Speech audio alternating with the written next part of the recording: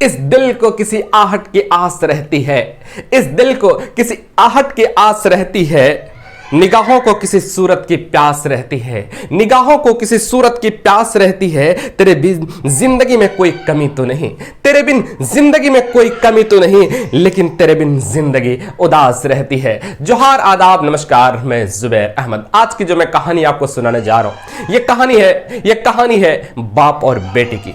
एक पिता अपनी बेटी से बहुत प्यार करते थे, बहुत प्यार करते थे, बहुत प्यार करते थे। पिताजी ऑफिस में काम करते थे और जब भी घर आते तो अपनी बेटी के लिए कुछ ना कुछ लेकर के आते थे। और बेटी को भी बहुत उम्मीद रहती थी कि मेरे पिताजी गए हैं ऑफिस और जब आएंगे, आने के वक्त में वो जो है ना घर के दरवाजे पर वो खड़ी रहती थी और पिताजी जब कुछ लाते थे वो जो है ना बहुत खुश होते थे, बहुत खुश होते थे। वो लेने के लिए गेट पर खड़ी रहती थी, लेने के लिए गेट पर खड़ी रहती थी, बहुत प्यार करते थे। एक दिन बेटी की तबीयत अचानक खराब हो जाती है, बेटी की तबीयत अचानक बहुत खराब हो जाती है। अच्छे अच्छे डॉक्टर को दिखाते हैं, सही नहीं होता है और दिन ब दिन तबीयत खराब होता ही जा रहा था, तबीयत बिगड़ता ही जा रहा था, हालात में कोई सुधार हो ही नहीं रहे थे।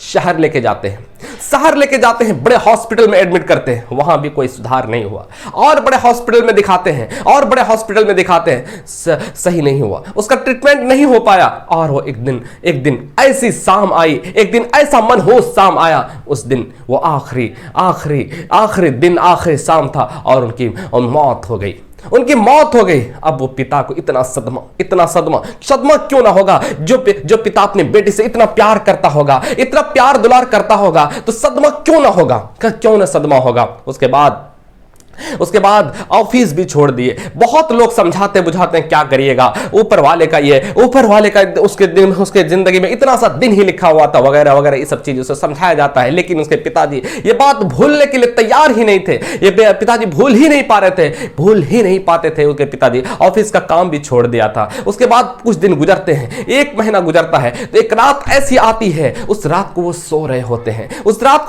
होते हैं, तमाम छोटे छोटे बच्चे को देखते हैं ख्वाब में। सोने के बाद सपने में, ख्वाब में देखते हैं छोटे छोटे बच्चे, और सबके हाथ में कैंडल थी, सबके हाथ में मोमबत्तियां थी, सबकी मोमबत्तियां जल रही थी। एक एक करके उसके पिताजी के सामने से गुजर रहे थे सब। ये ख्वाब में, सपना में देखते हैं, पिताजी के आंखों के सामने वो सब गुजर रहे थे। गुजरते गुजरते एक छोटी बच्ची ऐसी भी आई जो उनकी बेटी थी, वो भी गुजरती है। और पिताजी के सामने जब आते हैं तो वो बेटी रुक जाती है, और जब पिताजी के सामने आते रुक जाती है। अब पिता का तो शायद कलेजा ठंडा हो गया। पिताजी कहते हैं, बेटी, तुम्हें देखने के लिए मैं कितना बेचैन था, तुम्हें गोद में खिलाने के लिए मैं कितना बेचैन था, तुम कहां चली गई थी।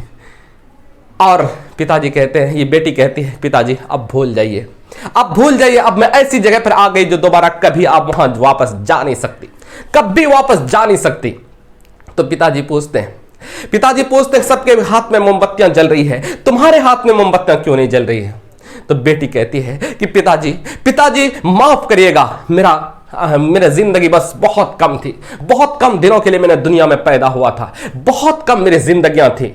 और ये जो आप रोते हैं ना, ये जो आप अफसोस करते हैं ना, जो रोते हैं ना, तो मेरी मोमबत्तियां भी जलती है, मेरी मोमबत्तियां भी जलती है। और जब आप रोते हैं ना, आपकी आंखों का आंसू जो टपकता है, मेरी मोमबत्तियां बुझ जाती है। आप सब्र कर लीजिए, आप जिस दिन सब्र कर लेंगे, जिस दिन आंखों का आंसू आपका बंद हो जाएगा, उस दिन मेरी मोमबत्तियां भी जलेगी, आप मेरी बात मानिए, आप सब्र करिए। आप ये मत सोचिए कि उसका फैसला, आप ये सोचिए कि बल्कि उसका फैसला है, उसका फैसला कभी गलत नहीं हो सकता। आप इस बात पर सब्र कर लीजिए।